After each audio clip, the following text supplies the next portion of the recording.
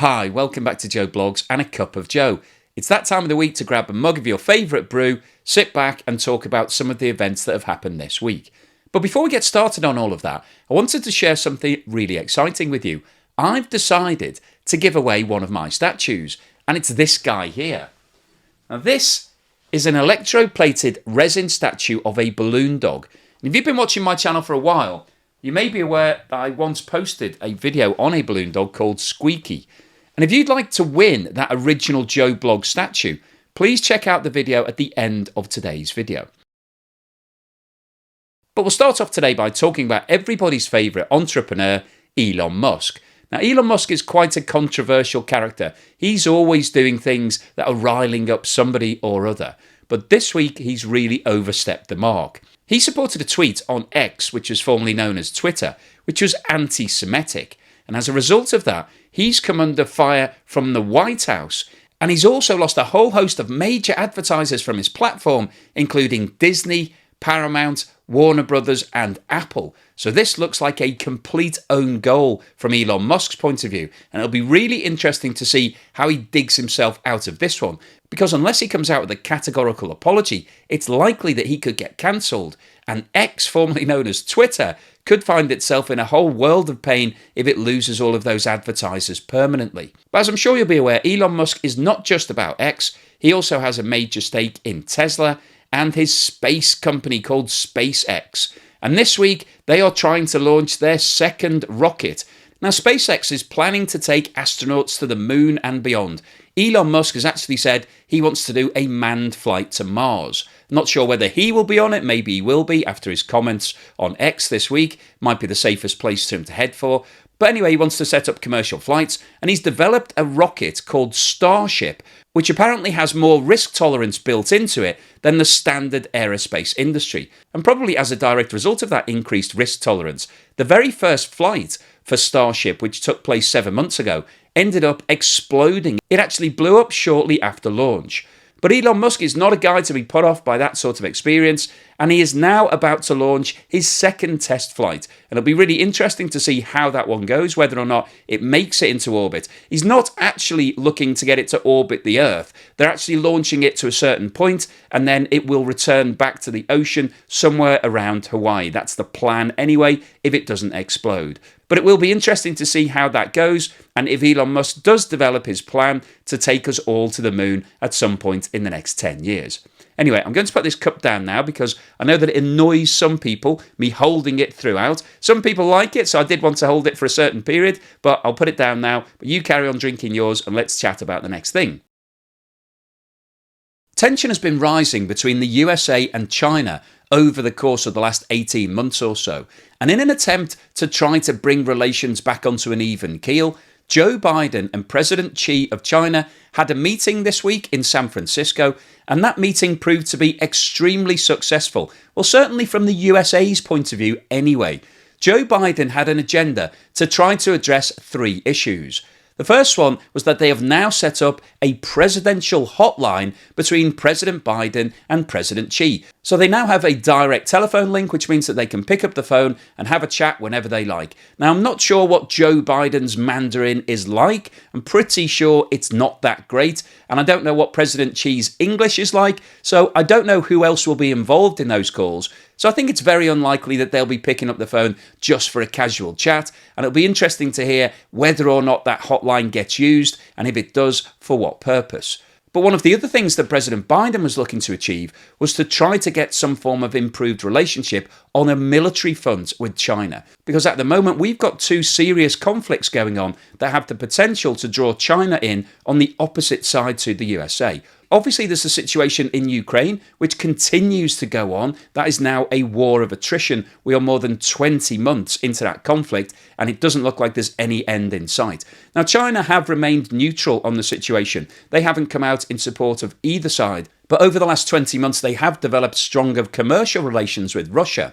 And Russia would be very keen to try to coax China in to support its side if China was to show any sort of allegiance either way. So Joe Biden obviously doesn't want that to happen. And also we've got the ongoing situation in Israel, which is continuing to heat up. And I'll come on to talk about that in a moment. But the other thing that Joe Biden managed to achieve this week is to get China to agree to limit the amount of fentanyl that it's producing. And this is the synthetic opioid, which is similar to heroin, but apparently a lot stronger and a lot more addictive. And I recently posted a video talking about the fact that Chinese chemical companies are sending the precursor of this drug to Mexico, and it's being used by drug lords to be able to create the finished product and then sell tons of it into the USA, and it is now becoming quite an epidemic. So it's been an extremely successful week from Joe Biden's point of view, but as I said, I'm not sure how much China have got out of all of this. They seem to have given concessions on everything, and there was absolutely no mention of any of the sanctions that are currently being imposed by the USA against China in terms of the artificial intelligence chips. Now, speaking of artificial intelligence, probably the most famous company in the world at the moment in respect of developing artificial intelligence is OpenAI, which is the company that created ChatGPT, which is loved by students around the world because you can type anything into ChatGPT and it will produce an essay for you. So you don't have to sit there for hours poring over the books, learning things. Now students all around the world can spend even longer partying or lying in bed because it only takes 2 minutes to get that final essay done. So the fact that ChatGPT is going so well, you would imagine that the chief executive is having a fantastic time. But all is not well at OpenAI.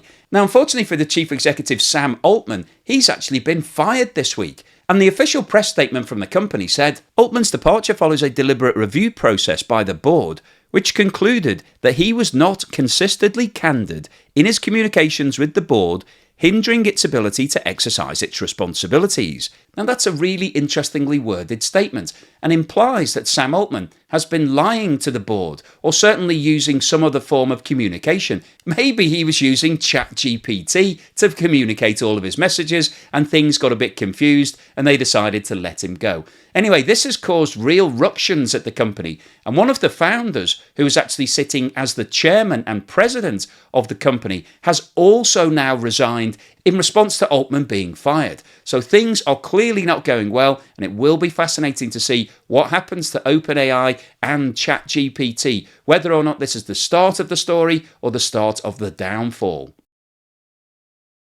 Now, the conflict in Israel continues to rage on, and this week has been particularly controversial because Israel sent its troops into a hospital in the Gaza Strip. And this hospital is obviously treating victims of the war itself. So this was a really sensitive issue. But the Israelis said that they had intelligence that Hamas had set up tunnels underneath the hospital and effectively was therefore using the hospital as a shield to protect its fighters. And we saw footage of the Israeli troops declaring that they'd found tunnels underneath that hospital. Now, in direct response to what's going on, Turkey came out this week in support of Hamas and condemned Israelis. So we've got a real divide starting to appear here. And let's not forget that Turkey is part of NATO. So it's sitting on the west side of the debate about what's happening in Ukraine. However, President Erdogan and President Putin have very strong relations, and Turkey have come out and said categorically that they want to continue developing their relationship with Russia.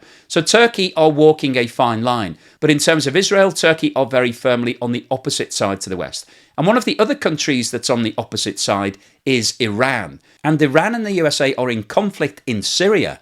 Iran have been undertaking a number of unmanned raids against US troops since the conflict started in Israel at the start of October. And in direct response to that, so far the USA have launched 3 sets of airstrikes using F-15 and F-16 bombers against targets that are backed by Iran in Syria. And this week it's come to light that Iran is continuing to develop its nuclear capability, and it's claimed that it now has enough enriched uranium to produce 3 atomic bombs, which is clearly a concern for everybody. So the USA is actually trying to improve the relations with Iran right now. It's talking potentially about lifting some sanctions. However, what's happening in Israel is derailing all of those discussions. And if we see the war in Israel continuing to flare up, and if we see continued attacks supported by Iran against the USA, there is a potential that the USA and or Iran could be drawn into this conflict, which would be very bad news for world peace and also for the global economy. On the economic front, we saw some mixed news this week. In the USA, retail sales fell for the first time in 7 months, and it's acknowledged now that the US economy appears to be cooling, which is good news in terms of interest rate increases. There's not likely to be any further increases. And everybody is now speculating as to when interest rates will actually start coming back down. Well, when you look at what's going on with inflation, it's not at the point where the Fed is completely comfortable yet. So there's no likelihood that we will see a reduction in rates in 2023. But potentially in the first quarter or the first half of 2024, we may see the first rate cut coming in the US. Now, in the UK, the situation is quite different. Inflation has actually come down to 4.6%, which is the lowest that it's been for a very long time, but it's still more than double the target rate of 2% set by the Bank of England. And in terms of wage increases, we saw the data for September this week, and wage increases year on year are up 7.7%, which is clearly way above the level of inflation. And if wages continue to increase at that sort of level, it will continue to put pressure on inflation and reduces the likelihood of an interest rate cut happening anytime soon in the UK. And we also saw falling retail figures in the UK this week, which indicates a potential weakness in the economy. So we've got some really mixed messages. I think we're safe in terms of we won't be seeing any more interest rate increases in the UK or the US anytime soon. And the big question is, when will rates start coming down? And I think the answer to that is certainly not until 2024, and it could be some way into 24 before we start seeing rates coming back down. And finally today, I wanted to talk about the European country Iceland.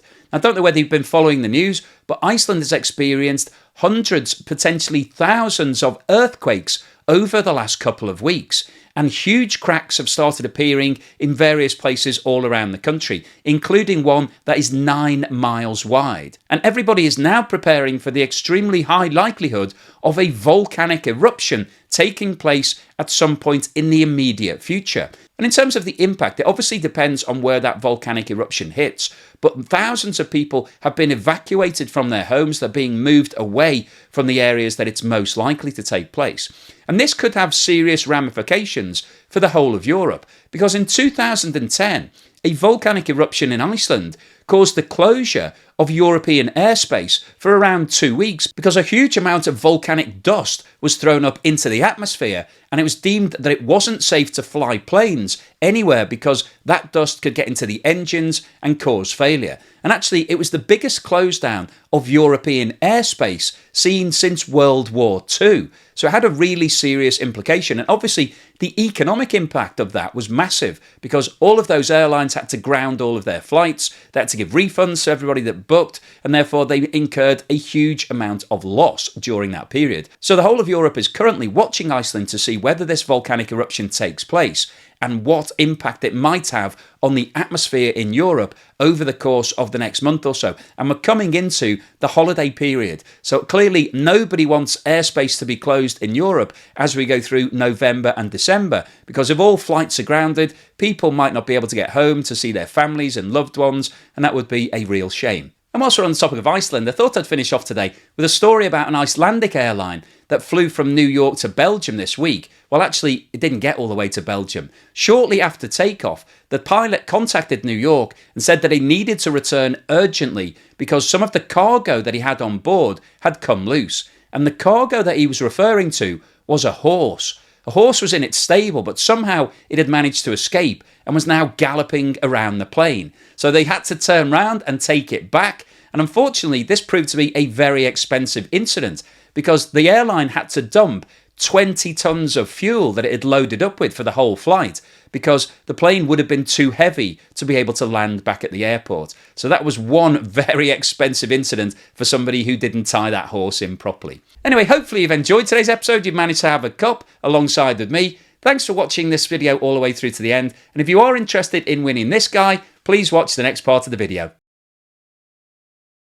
I'm constantly being asked about the statues in the background of my video, and I've got some really exciting news for you.